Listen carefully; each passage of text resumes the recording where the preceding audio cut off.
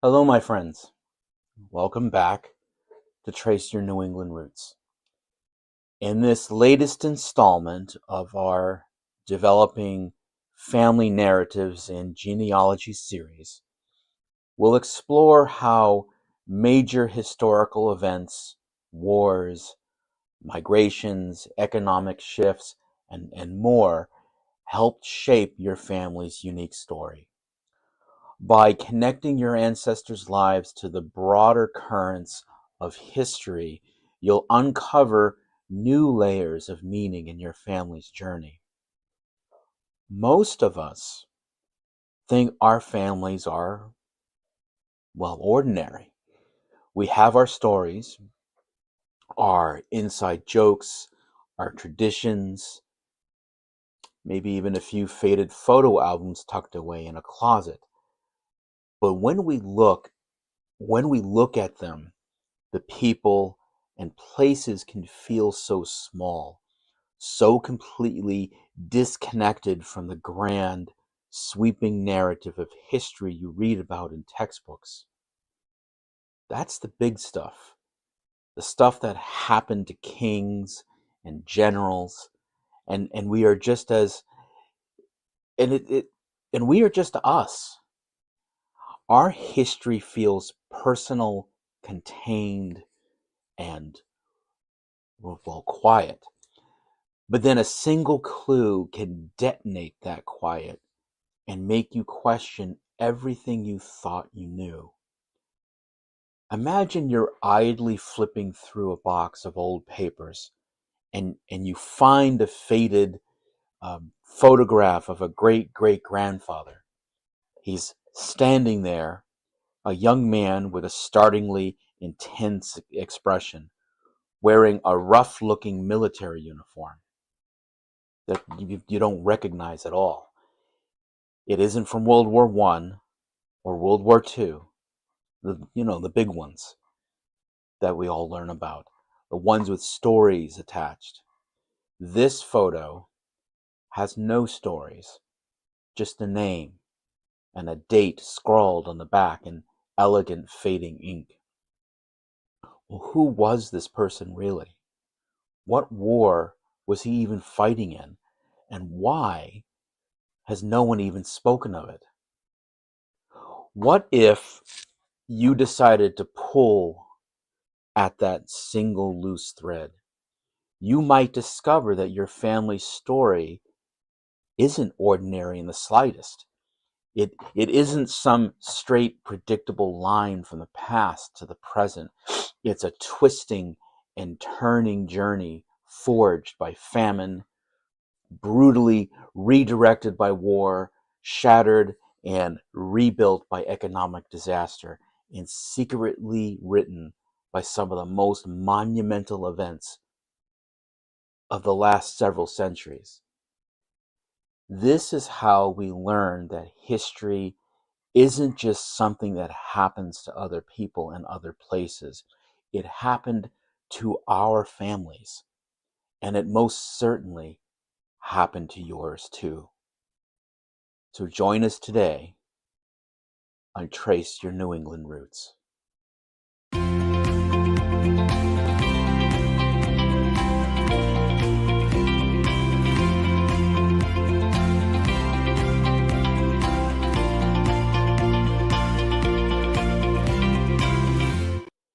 It can all start with that single enigmatic photograph.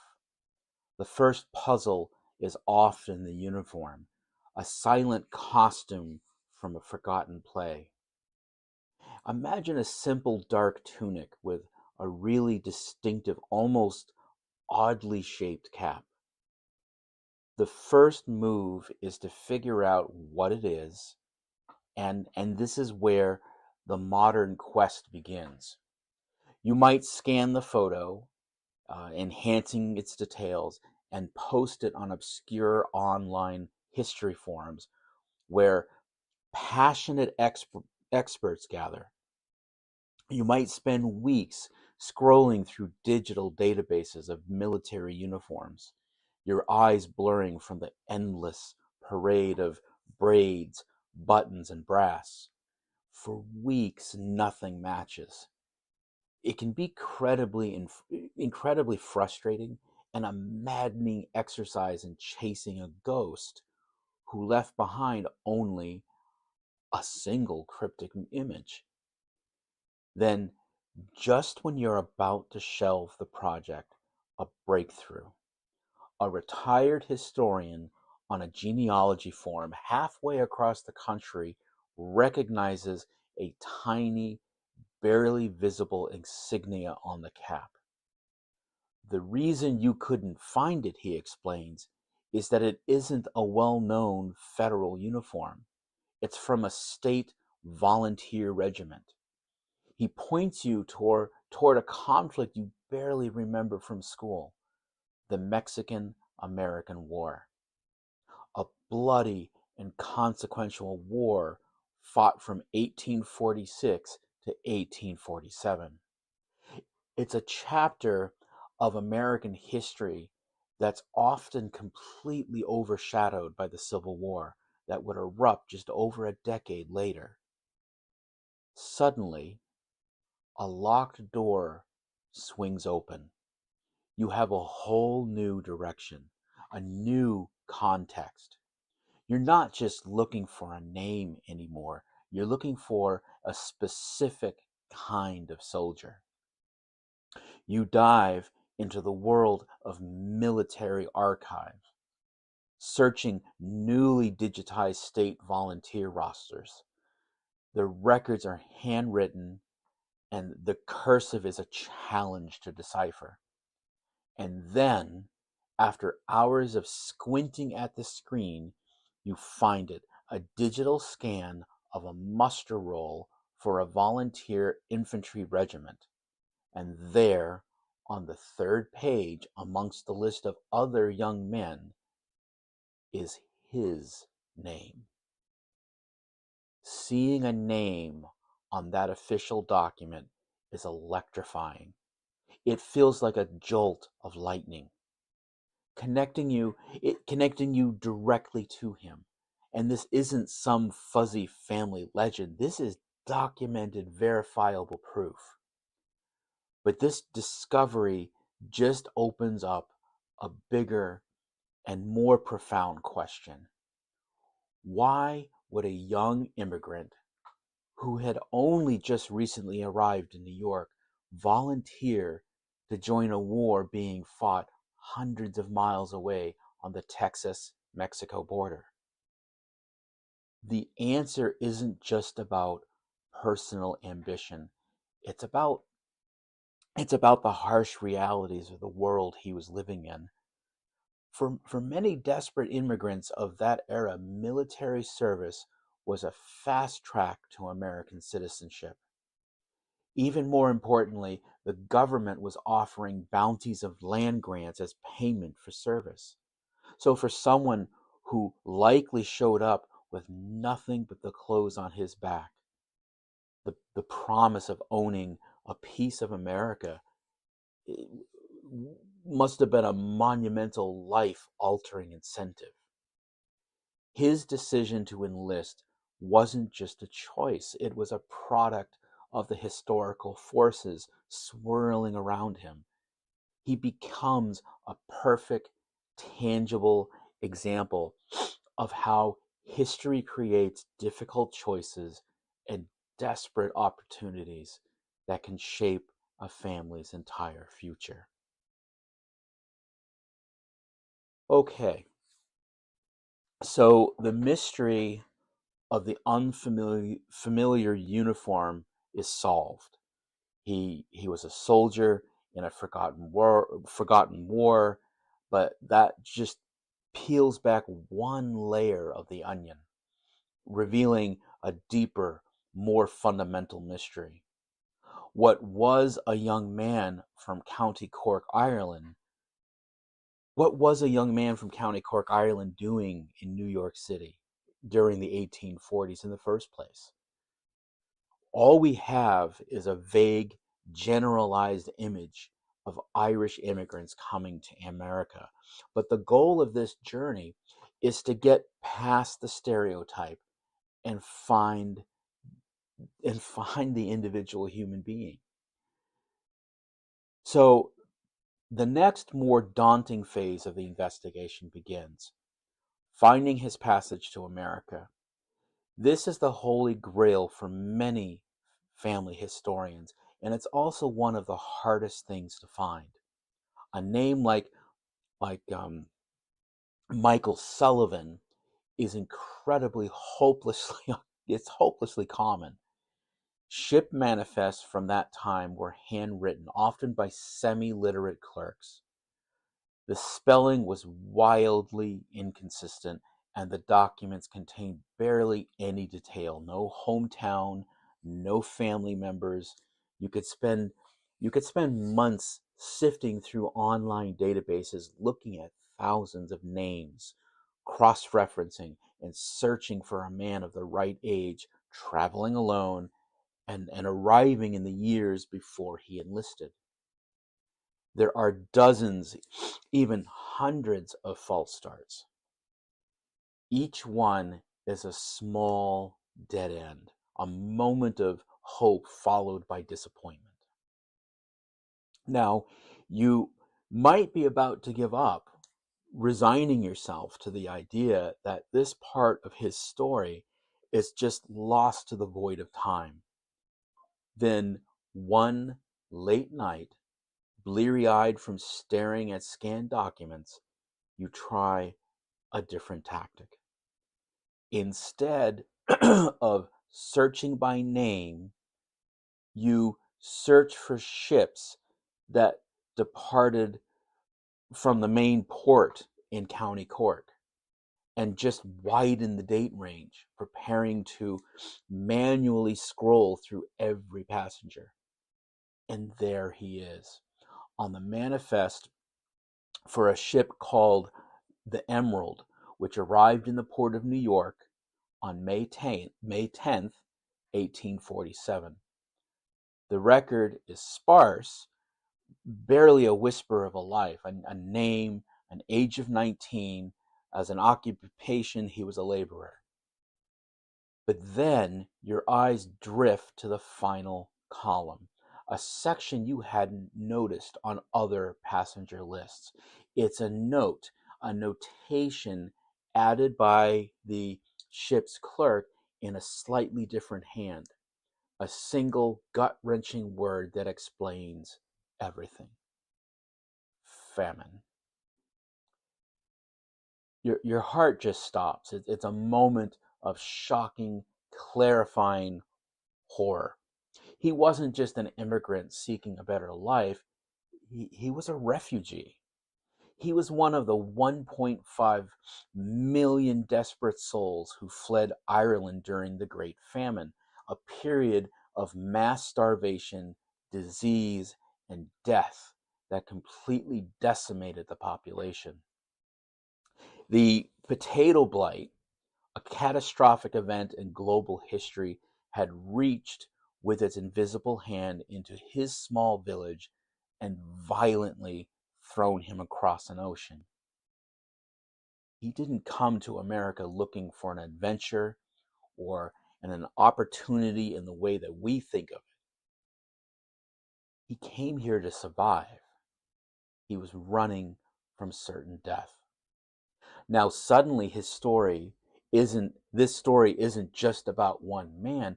It's the story of an entire generation displaced by a national catastrophe. That single word on a ship's manifest powerfully connects an ordinary family to one of the most tragic migrations of the 19th century. His journey wasn't a choice, not in any meaningful sense of the word. It was a desperate, panicked flight for his life. The life he would build, the family he would start, the entire lineage that leads to you. None of it would have happened in America if not for a microscopic fungus that destroyed a nation's food supply.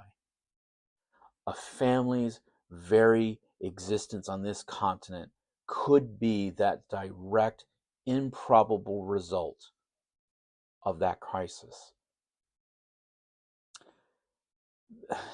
That moment of discovery, finding that one single handwritten word on a document that changes everything you thought you knew.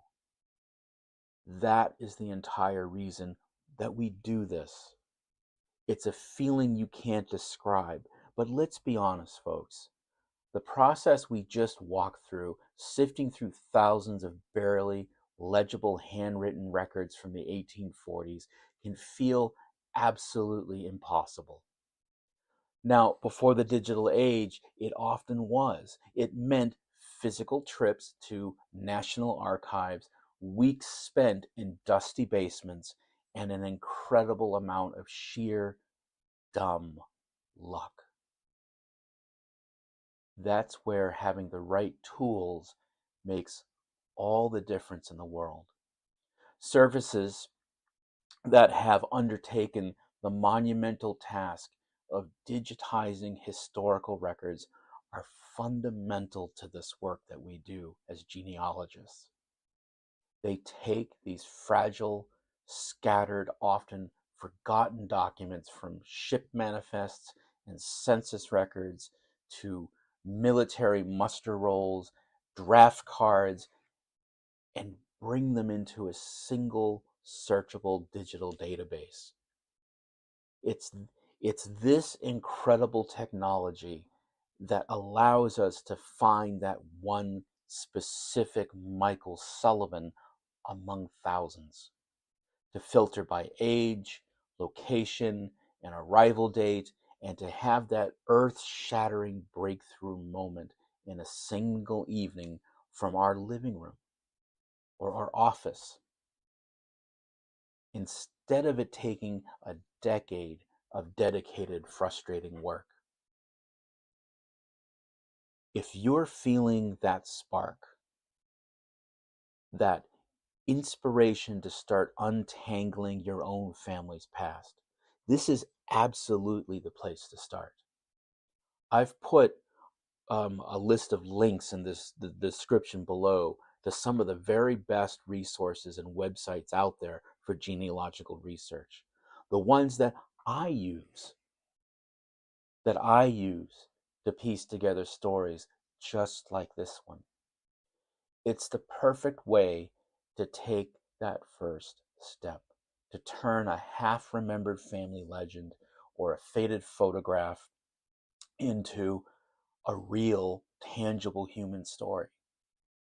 But using these links, you're also helping to support the channel, which allows me to keep digging into these incredible stories and sharing them with you.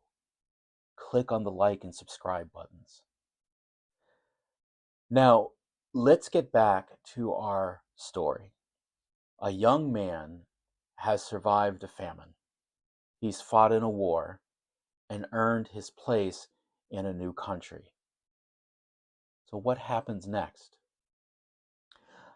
Let's say that this ancestor, our famine refugee and war veteran, survived the war, claimed his land grant, and like so many others, moved his family west, settling outside a booming industrial city like Chicago.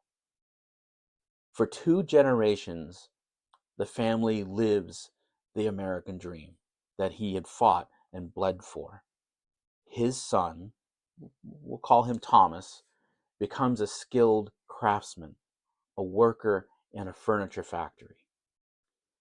The U.S. Census records from 1910 and 1920 paint a clear picture of stability and upward mobility. He is listed as a homeowner. His children are in school, and the family is on a steady rising path. He has a level of security and peace his own father, the boy who fled starvation, could only have dreamed of. But then the family story takes another sharp, brutal turn, driven by a historical force far beyond their control. The 1930 census might still show things as stable, the calm before the storm. The 1940 census, though, could tell a completely different, heartbreaking story. Reading it might feel like you're looking at a different family entirely. They are no longer in the house they had owned for 20 years. They are now listed as renters in a crowded multifamily apartment in a less desirable part of town now. And next to Thomas's name, in the occupation column, where skilled woodworker once sat, are two stark words: no occupation. You don't need a specific document to explain what happened in the intervening years. The whole world knows what happened. The Great Depression. Between 1929 and 1933, the average American family's income plummeted by a staggering 40%. Millions of families lost their savings overnight. Their jobs disappeared. Their homes were foreclosed on. This wasn't a personal failure on Thomas's part. It was a global economic collapse that landed like a bomb on their doorstep, wiping out a generation of progress. But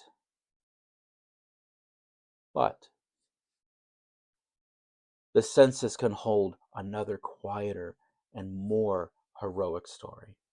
While the husband Thomas has no job, his wife, and let's call her Mary, she does. For the very first time in any record of her life, she is listed with an occupation. She's a seamstress, working piecemeal from home. This tiny detail in a government document speaks volumes about how the Depression didn't just wreck finances, it completely and permanently restructured families. With millions of men, the sole traditional, sole breadwinners of the era, out of work, women and even older children were pulled into the workforce in any way they could to keep their families from starving. This woman, Mary, who had been a homemaker her entire adult life, is now the one bringing in what little precious money they have. This crisis redefined their roles and their relationship. The strain on families during this time was immense. This family, however, held together. The family you see in that 1940 census is one forged in profound hardship, a family that learned to be resilient and resourceful because they had no other choice. That decade of making do, of patching clothes and stretching meals, became a core part of their family's identity, passed down not as a grand historical narrative, but through quiet stories about constant uncertainty and the silent strength of a matriarch who held everything together with a needle and thread.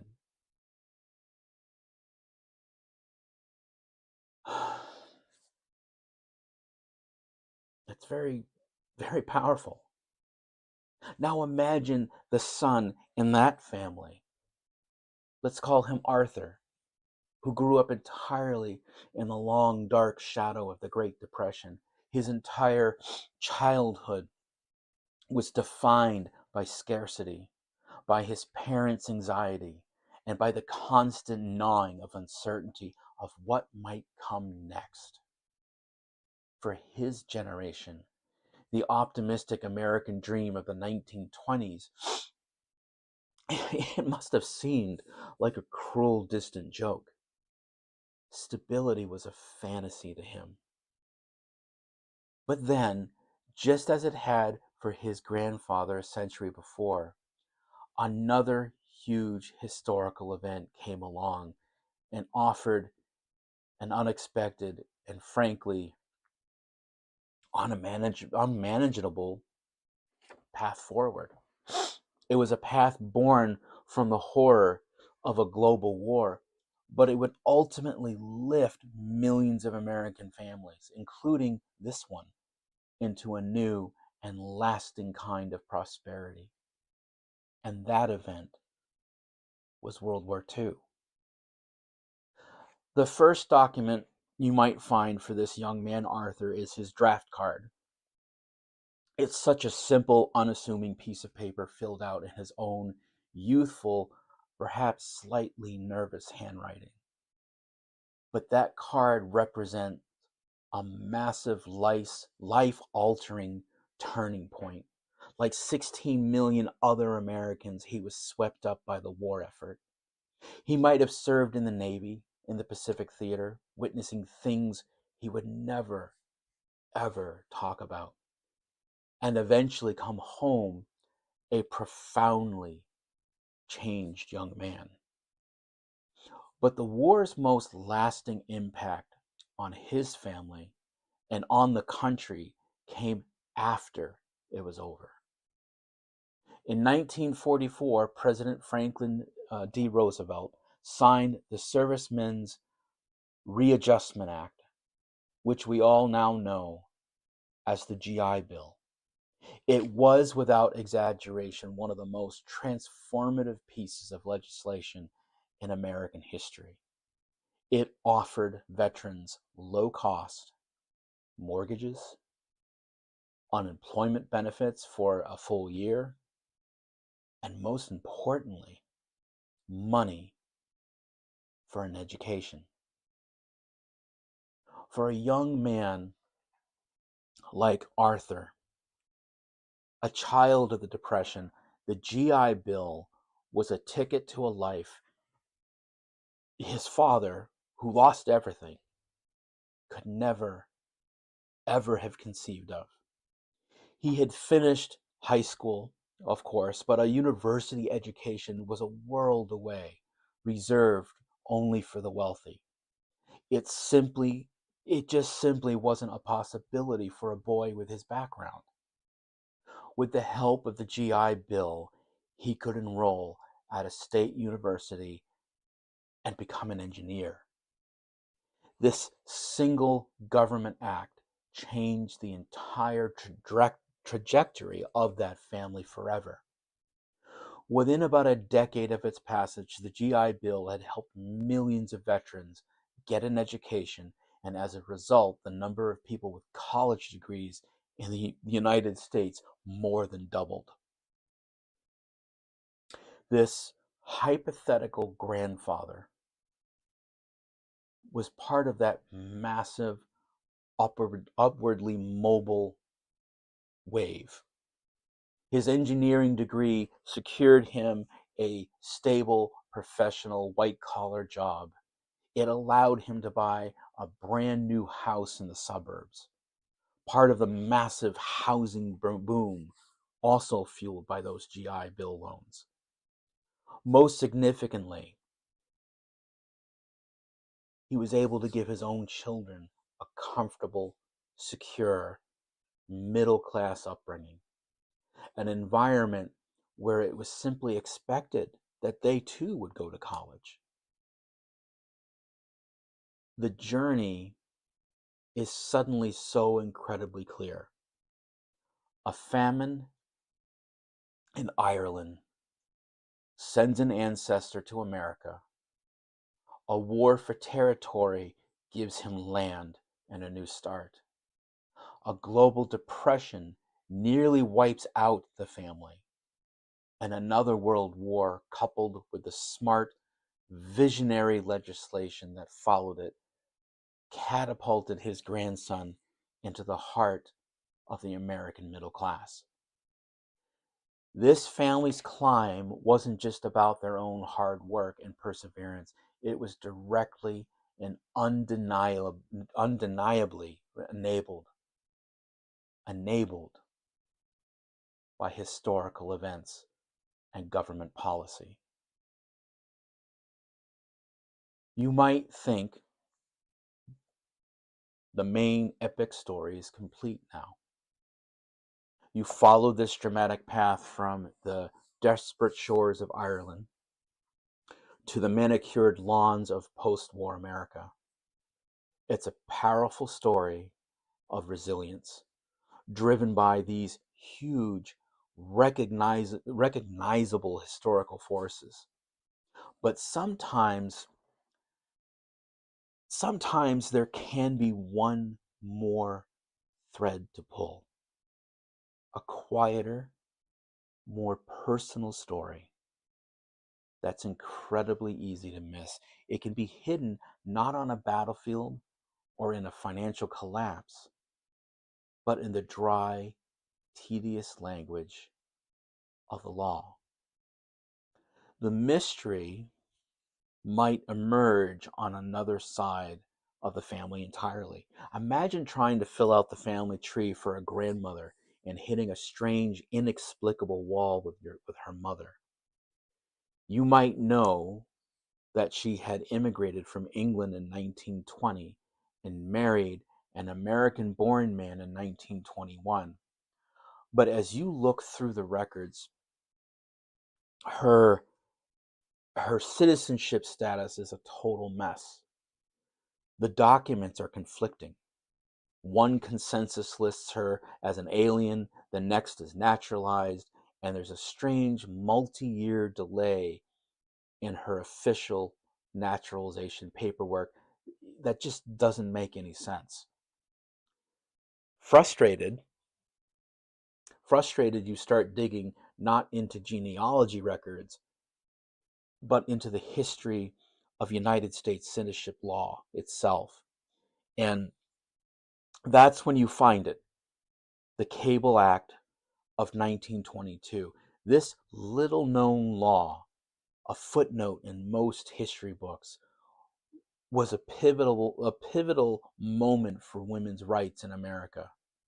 Before 1922, a legal doctrine known as derivative citizenship meant that an immigrant woman who married an American man automatically became a citizen. Her legal identity was completely subsumed by her husband's. The Cable Act was intended to be progressive legislation it was born from the suffrage movement, giving women their own independent national status. But its implementation created a bureaucratic nightmare, and your hypothetical great-grandmother fell right into this historical crack. She married her American husband in 1921, a single year before the Cable Act passed. Under the old law, she should have become a citizen automatically upon her marriage. But by the time they filed the official paperwork, the new law was in effect, which now required her to file for a separate, independent naturalization process. For a few years, women like her were stuck in a kind of legal limbo, caught between two conflicting and confusing sets of rules. This discovery doesn't have the epic drama of a famine or a world war, but in its own way, it's just as profound. It reveals that history isn't only about the big, loud, violent events. It's also about the quiet, procedural, and administrative changes that shape and complicate individual lives. The long, hard fought battle for women's suffrage and their right to vote and the legal reforms that followed had a direct, tangible, and deeply confusing effect on this one woman's life. It's a powerful reminder that our ancestors' journeys were shaped not just by what was happening in the world, but by what was being written on the law books. So we can imagine looking again at that faded photograph of a great great grandfather, a man whose face was a complete mystery, but now we can truly see him. We see the gnawing hunger that drove him from his home. We see the fear and hope of an ocean crossing. And we see the grit and pragmatism that led him to fight in a war for a country that wasn't even his yet. All for the promise of a small piece of land to call his own. His story flows directly into his sons, who grabbed a hold of precious stability only to have it ripped away by the Great Depression. A global crisis that forced his wife, a woman we'd never have known about, to become the family's rock. And their story of hardship flows now into their son, a boy of the Depression who became a man of the greatest generation, lifted by the GI Bill into a future of security and education his parents could only have dreamed of. And all of it weaves together with a grandmother's quiet story, whose very identity as an American citizen was defined by the long and complicated battle for women's rights. A family's journey. A family's journey isn't a simple list of names and dates on a chart. It's a living, breathing story, carved, shaped, and redirected by the forces of history. A potato blight in Ireland put an ancestor on a boat. A war for a territory pushed his family west. The catastrophic collapse of the global economy taught them how to survive. A world war and a visionary law gave them their definitive foothold in the American dream. Knowing this doesn't just change how we see the past, it changes how we see ourselves right now. It completely redefines that word ordinary. There is absolutely nothing ordinary about survival. There's absolutely nothing ordinary about migration. There's nothing ordinary about the resilience passed down through generations, often silently, often without us even knowing it. It helps us understand the grit that's baked into our DNA, the immense sacrifices we never knew were made for us, and the sheer, improbable, mind-boggling luck of it all. Our family's journeys weren't ordinary at all. They were extraordinary. And I am absolutely convinced so is yours. You just have to start digging. That's why this is so important to me. It's so much more than a hobby. It's a profound way to connect our own small personal lives to the epic of human history. It's a way to understand. It's a way to understand that we are all part of it, that these massive events left their fingerprints all over our family trees. So what's the biggest mystery in your family history? Is there a photograph you can't explain? A story from your grandmother that just doesn't quite add up? An ancestor who just disappears from all the records? Let me know in the comments below. I really do read every single one, and I love hearing about the puzzles and the questions that you're trying to solve in your own past. And if you want me, or if you want to join me on more journeys like this to uncover the hidden stories of the past, make sure you subscribe to the channel and click that notification bell so you don't miss what's next. You never know